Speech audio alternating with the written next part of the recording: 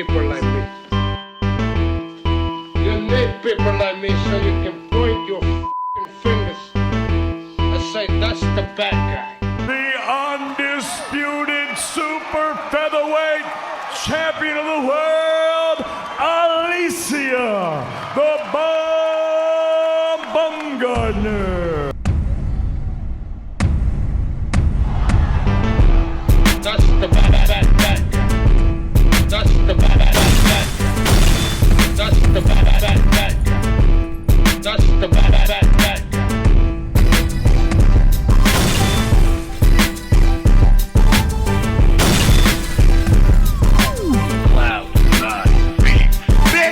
Welcome to the motherfucking relay. We're covering today's top boxing news. We really know you, Alicia. We really know you. Niggas really know you. Niggas done really ran through you, nigga. Stop it, nigga. Sonny Fredrickson ran through you. Bunny ran through you. Yeah, Robert Easter ran through you, boy. Hold on. Dominic Doughton ran through you. Hold on. Montana Love ran through you, boy. The fuck wrong with you, boy? Everybody has some, man. Tony just wiped you. Tony just wiped you up. I don't know. Hey. Shout out to Tony. I fuck with Tony. He from a Detroit nigga, player nigga. If you know what I know, just keep the hoe on the stroll. But what I'm telling you is this. We really know you, Alicia. We really know you. The discord between Adrian Broner, Alicia Baumgardner, and Bill Haney seems to have gone a step further, leaving people asking, how does footage or pictures of someone working out with a trainer spark so much vitriol and vile talk? Why is he so mad? I just really don't get it. It's a legitimate question. This thing between Adrian Broner and Alicia Baumgardner seems to have all started when a picture of her surfaced training alongside Bill Haney and receiving some instructions from him, at which point Adrian Broner took it upon himself to suggest that their partnership might have anything to do with prostitution. Which was already out of pocket. To be honest, Alicia Baumgardner didn't say much. She didn't say much of anything to Adrian Broner in response to what he was suggesting. I think she called him a broke dude, which he is. But that's only because of what he suggested. That's only because of what he started. A fellow content creator and friend of the channel, Quentin D. Lilly, said, so let me get this straight. A woman calls a man broke, and his response isn't to prove he isn't broke, but to claim the woman is promiscuous. Cornball move. I agree. Let's say that for argument's sake, just for argument's sake, all of the sexual partners that Adrian Broner named did in fact have relations with Alicia Baumgardner. So what? Named a lot of guys, but you weren't one of them. Maybe that's why he's mad. If the only way that he can attack Alicia Baumgardner's character and public image is to say that she's had several sexual partners while she's 30 years old, I don't think anybody thought she was a virgin. Is that all you can say, that she's had sex before? That she's had sex with more than one person. Well, okay. All right. I mean, I didn't think she didn't like having sex. I think we all like having sex. I do. Nigga looking like you done got into a fight with a bag of flour. you just ashy looking. Ashy ass nigga. Yeah, ain't no nigga but an ashy nigga gonna talk about a queen, and then you gonna name all the niggas, and it ain't none of them your dick. You gonna mention somebody else's, this dick, that dick, that dick. You damn fool.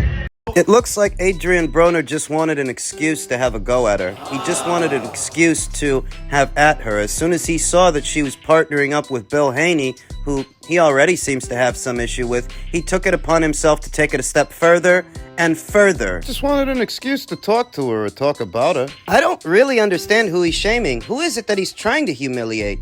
Alicia for sleeping with those guys, or those guys for sleeping with Alicia? We really know you, Alicia. We really know you. No, you don't, and I think that's the problem, that you don't know her as well as the guys who might have actually lied down with her. The guys you mentioned. What I think he wishes he did.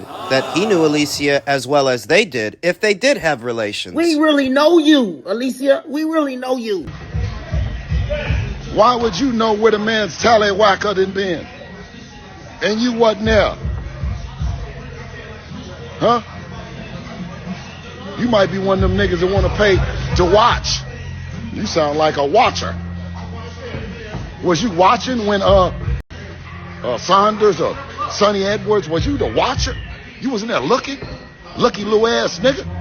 If Adrian Broner feels the need to tear her down as it were, it's because he sees she's on the up and up. That's how it works. If she were in a funk and down on the dumps and she weren't doing well, he wouldn't bother to try to humiliate her. If she were doing bad, but she's doing good. Talking about the queen. How dare you? You take all that broke shit and you keep it. She's still on the up and up, so what he wants to do is bring her down to his level. That's it. Adrian Broner's an embarrassment, and he's been embarrassing himself in full view of the public for years now, the way a parasite attaches itself to a host like a virus. He wishes to spread that embarrassment to others. So people like this are. You're not better than me. You think you're better than me? So people like this are. But if the most you can do is bring up people that she may or may not have had sex with, what is that really saying? Lucky them. Not lucky you, though. Adrian Broner didn't name himself as someone that Alicia might have did something with. You're not that lucky. Lucky in that capacity. Lucky in life? No. He's a degenerate. He's garbage. The only people that identify with Adrian Broner are other pieces of trash, other pieces of garbage. The only audience that lines up for this kind of stuff and eggs him on while he does it are other pieces of trash, other pieces of garbage. Other useless motherfuckers. You won't get far with that audience. If all you can do is pander to them, that'll get you nowhere. And that's where Adrian Broner is in life. No. In his career. Where? He's nowhere. He's nothing. Whatever he was going to do in boxing, he must have done it already. What are you bragging on the next guy's dick for? Is that the best you can do? Brag on what the next guy did with his dick and not yours? If it was yours, I could understand. If it were yours, I could see that you knew her intimately, but you don't. And what all of this seems to be centered around is the fact that you don't. But you'd like to. Maybe you stood a better chance a couple of years ago, but here and now, she's leveled up. And you're spiraling down. You're finished. Make it make sense. She starts working with Bill Haney, and you have a go at her because she's had sex before. You only thought that would humiliate her because she does carry herself with some class, some dignity. Where you are indignant, though the idea that Alicia Baumgardner might have lied down with someone or someone's in previous years comes as a surprise to no one. Nobody thought she was abstinent. What he's trying to do is prove to an audience that she is in the same place that he is, or that she's not better than him. Not above him. There are people like this that are focused on bringing others down to their level and suck them into their ratchetry. How do you deal with them? You don't really need to say anything to an Adrian Broner or do anything to an Adrian Broner because he'll do it to himself. It's what he's been doing for years. He's just another washed-up boxer with nothing going for him. No prospects, no future. That might seem very PG, but that's what bothers him. Anybody like him, they don't like to see others doing well, so the best revenge is to continue doing well, continue leveling up. And his whole mission statement is to try and bring her down to his level. You don't engage him because that's what he wants. Just keep doing what you're doing. You keep doing well because that's what's pissing him off. And the same applies to anybody like him, as there are a lot of Adrian Broners in cities across America. The town drunk. He used to call himself the problem. Adrian the problem seems more like Adrian the joke. The joke that really isn't funny. He's a parody, a walking, talking parody. A wannabe rapper, wannabe Mayweather. Want to be anybody but you, because you suck. You're garbage. Only other pieces of garbage, only other pieces of trash find anything amusing about you, but you won't get far in their company. Because look at where you are now. Men's junior middleweight news. It appears that after an early scare, the Kurbanov versus Madrimov WBA junior middleweight title fight is in fact on and will be going down on the undercard of Joshua versus Ngannou. The fight is on, said Robert Smith, the General Secretary of the British Boxing Board of Control. He was referring to the bout between Uzbek Israel Madrimov and Magomed Kurbanov of Russia for the WBA junior middleweight title in Saudi Arabia tomorrow on the Knockout Chaos bill topped by the heavyweight attraction between Anthony Joshua and Francis Ngannou. Madrimov, and ranked first by the WBA, has not boxed since last April when he won a 10-round fight against Houston southpaw Rafael Iguake in San Antonio. The 28-year-old Kurbanov and ranked second By the WBA. Kurbanov was last seen winning a tight split decision over Michael Sorrow in May. Battle of the unbeatens. Unbeaten Israel Madrimov versus unbeaten Magomed Kurbanov, who's largely benefited from having most, if not all, of his fights in his native Russia, where he's received more than one generous decision, to say the least, in the Liam Smith fight, the Michael Sorrow fight. He's been lucky. Though neither fighter will have home field advantage this weekend, there was speculation that Madrimov had a medical issue and that the Kurbanov fight was off, but Robert Smith said that that was never the case and that any issues were likely on the administrative process. Jermel Charlo, the previous champion, was recently declared by the WBA president Gilberto Mendoza a champion in recess. Why would it not be on? Asked Robert Smith. He's not failed a medical. The fight is on. The British Boxing Board of Control is the governing body that oversees the major cards in Saudi Arabia that really do cater to a British audience more than an American one in terms of time zones. Though if I say so myself, it's a real treat to see high-level boxing matches and big fights at a more reasonable time, as here in America, big cards and big shows often run too long into the wee hours of the morning. I don't mind some afternoon boxing. At a reasonable price to boot. For all the title fights and all the action you set to see this Friday on that card, it's only $40. That's half. That's half what a pay-per-view normally costs in America. In America, a pay-per-view normally runs you between $75 and $80. This one's only going to run you $40 to see Ray Vargas defend his WBC featherweight title against Nick Ball. $40 to see Joseph Parker share the ring with Zile Chang. Joshua versus Ngannou, the heavyweight showdown in the main event. And, of course,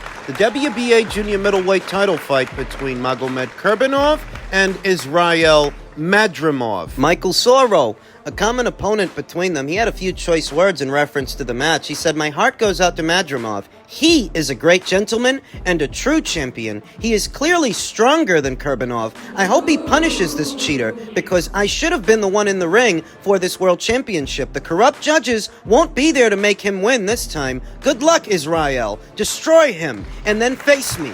You owe me that, champ." Echoing the sentiments I've already expressed, that Magomed Kurbanov has been the benefactor, the beneficiary of home field advantage more than once, receiving more than one dubious decision in the Sorrow fight, in the Smith fight, but not this fight. This fight is being fought on neutral terrain, neutral soil in Saudi Arabia, and I happen to think Israel, in spite of not being as experienced as Magomed, he is a more talented fighter and physically stronger, even if he only has something like 9 or 10 fights to Magomed Kurbanov's 25. He is a better, more talented fighter, in my opinion, with a higher ceiling than Magomed Kurbanov, and I expect that he will be crowned WBA champion this weekend by way of a points decision. In a shootout. In an action fight, as that's what they both are. Magomed Kurbanov and Israel Madrimov. They're both action fighters. One's just better at it. Look for this on the undercard of Joshua versus Ngannou. In other news, Conor Benn, on rumors he's in advanced talks to face Manny Pacquiao in Saudi next.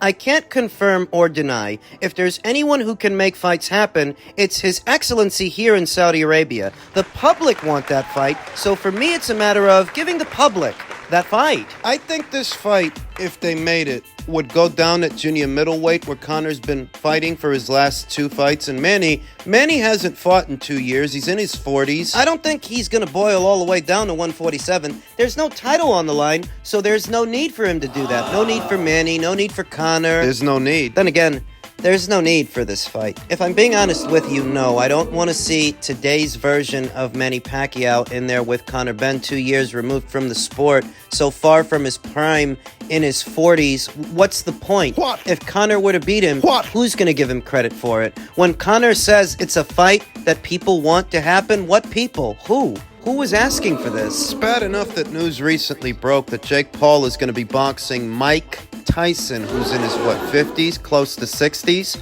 on Netflix. On the predication that Jake could never hope to surpass Mike Tyson's experience, but perhaps time has taken away enough from Mike that this will be an even contest. I mean, that's the rationale. That's the reasoning when you put a guy like Jake Paul in there with Mike Tyson. Though if there are some who are averse to fights like this, fight fans that are against these kinds of fights, Jake Paul versus Mike Tyson or Conor Benn versus Manny Pacquiao, it's because they know the level at which those fighters fought, the level at which they have competed. They don't want to see a faded version of them in there with someone They would have beat the hell out of before. I got nothing against those youngsters, Jake Paul, Conor Benn. I'm just saying that if you would have fought Mike Tyson in his prime, or Conor if he would have fought Manny in his prime, you don't make it out of that fight. I mean, you don't finish that fight on your feet. Those guys would destroy you. And there's no shame in that. They were great fighters. Of course they would have destroyed you, but that's the point. Why would we want to see faded versions of these fighters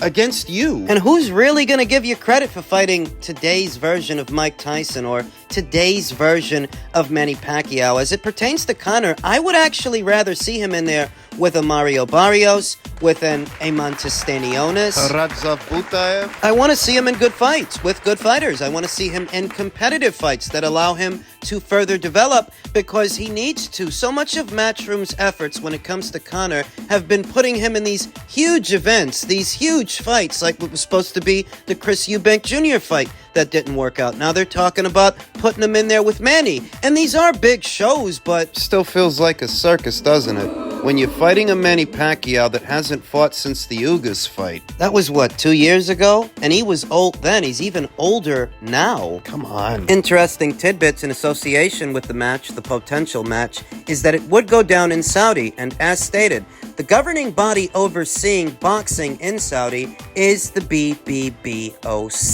Who seem to have had an axe to grind with Conroy for well over a year now, ever since he tested positive for a banned substance. They've made things difficult for him to get back into the United Kingdom, to box on UK soil. Why do you think he had to fight in America 2 times? They didn't want to let him in. But if they're the ones overseeing the boxing in Saudi, Conor's gonna have to go through them to get a license. it's important to note that the National Anti-Doping Panel, which is above the BBBOC, they cleared Conor Benn. Whatever suspensions were there, they were lifted. But because of the BBBOC's appeal, They wanted to appeal the NADP's decision. that's a part of what drug things out. Now, if Conor Benn's next fight is set to go down in Saudi under the auspices of the BBBOC, I can only assume the matter is settled. It would have to be, as he would have to get his license from them. I don't want to see him fight Manny, though. Not Manny. Danny Garcia, Mario Barrios, Amantis Stanionis, Radzav Butaev, any one of those 4 guys, those 4 fights, I could go for those, but not this. No. Why would I want to see Conor Benn boxing over the hill Manny Pacquiao? For what reason? It'll get attention. Well, I'm not saying it won't. The name of Manny Pacquiao is still worth something, and Conor Benn, his namesake, being the son of a legend, that's worth something too. So when you put them together, you're going to draw attention to the fight. But in a competitive sense, a sporting sense, what credit am I supposed to give him? There's nothing sporting about this. It's a circus fight, even if it is against a decorated fighter and a former champion, a guy whose name rings bells. Under these circumstances, it still does feel like a circus fight. And I don't want to see it. I want to see Pacquiao versus Benn.